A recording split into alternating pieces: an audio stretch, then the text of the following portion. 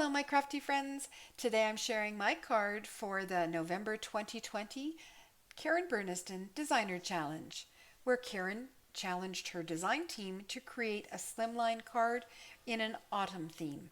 So I used a bunch of the new release for my card today. I did make a slimline. Man, anytime I have a chance to make a slimline card, you know I'm all over that. But I did something a little bit different in that it has an acetate front. So my card is actually a bit deeper than my normal slimlines. Normally a slimline for me is 3.5 by 8.5, and this one is 8.5 by 4 inches, but it does fit in a number 10 business envelope.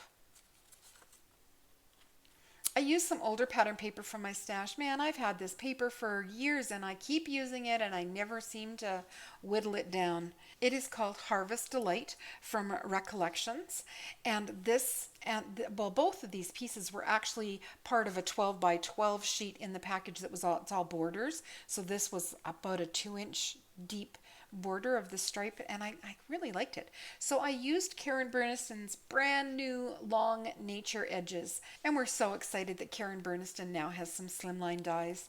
So the grass is one of those dies. The tree I cut from some wood themed paper in the same paper pack, and it is from the Tree Pop-Up. Autumn and Blessings come from Word Set 7 Autumn. I cut them from gold foil cardstock from Stampin' Up, because this border came with this gold strip across the top. So then I also cut a 1/4 inch strip here of the gold foil cardstock and added it to the bottom of my grass border. When you open up the card inside, you've got a lovely fall scene, and I used the other two of the long nature edges. So one has the pine trees and the other is this sort of a ground or sand, and it has a stitching line above and below the cutting line. So when you cut it, you have this is the piece that cut off, and it also had a stitching line. So I adhered it to my ground to give me an extra hill with no extra work. And then these fall trees here are from the house pivot panels. When I go to make a design team card, I will flip through the dies, and it just helps me sometimes put together dies that I wouldn't necessarily have thought of otherwise. So I did add the little fall trees, and they got some glitter. The pine tree border here was cut from the burlap cardstock, and I colored the trees and the trunks with my Ohuhu alcohol markers. Now, I didn't like when you open up the card that you saw the white side of the pattern paper on the tree and the grass. So I cut them again and adhered them inside the card. I know they're upside down when you open the card, but it still looks nicer to me than looking at the back side of the patterned paper or the white side of the pattern paper. It just didn't look finished enough for me, and I added another gold strip. Now the other thing you may notice is this is a little spiral pop-up with some fall leaves on it, and that is part of the new mini pops.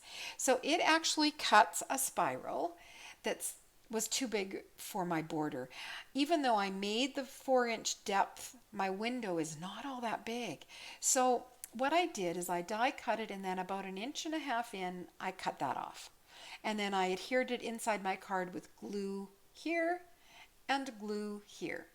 Put it inside my card up as close to the fold as I could get it, and then it only pops out just a very little bit. In fact, the spiral itself doesn't pop out from below my border. It's the leaves I adhered on it tend to pop out a little more. But I was okay with that. It's kind of a lead in, you know, there's something else inside the card. And I love acetate on a card, and so I have never done a slimline with the acetate window before, so I was very happy with the way that turned out. For my sky, I just took this is a release sheet that had address labels on it, and once the address labels were used up, I just took scissors and randomly cut some loose scallops in there. I didn't use a pencil, I just figured I would wing it. And then I lay it down on so this would have been the white panel, I laid it down and used a blending brush to brush the color up. I do two things differently than some. When I'm doing a sky, I start at the ground and work up to the sky. Oh gosh, I've been doing this technique for probably 30 years, and that's the way I would teach kids to do it in the classroom, is you start at the bottom and you work up to your sky. So some people start at the top and work down, but so I do that differently. And then the other tip I want to give you is you don't cross over your lines. So, this is one unit. This is one unit here. And when I do this one, I don't cross these lines here. If you cross them over, it ruins the entire look of the clouds. It's a simple tip, but it's hard to remember when you're doing it. And how I made my card base is I started with a 5 by 8.5 inch strip of craft cardstock, and I scored it 1 inch from the left edge, and that gave me my card. And then I took my acetate, which is 8.5 inches wide and about 3 3/4 inches high, and I placed it, I added adhesive to the back of the acetate, and I laid it on top of the flap, but I wasn't worried about where it hit at the top. I wanted my bottom to line up. So once I had my bottom edge exactly where I wanted it, then I pressed down at the top, and that adhered my acetate panel to my card flap. Then I cut the border and added that on top. So the acetate is essentially sandwiched between my card base and this border strip. When I die cut the tree, because it cuts as a single piece, I was left with this tree-shaped hole in the patterned paper, so I used that as a stencil and decorated my envelope. And my stamp from Riley and Company on the back. The ink, it just wouldn't dry. It's a dye ink from Stampin' Up. I don't know what its problem is, but I ended up finally just smudging it with my finger and then did the stenciling on top, but it's the back of the card. So I'm not too worried about the smudging. So the rest of the design team will be sharing their projects today as well, and I have their blogs linked on my blog, and my blog is linked below in the description.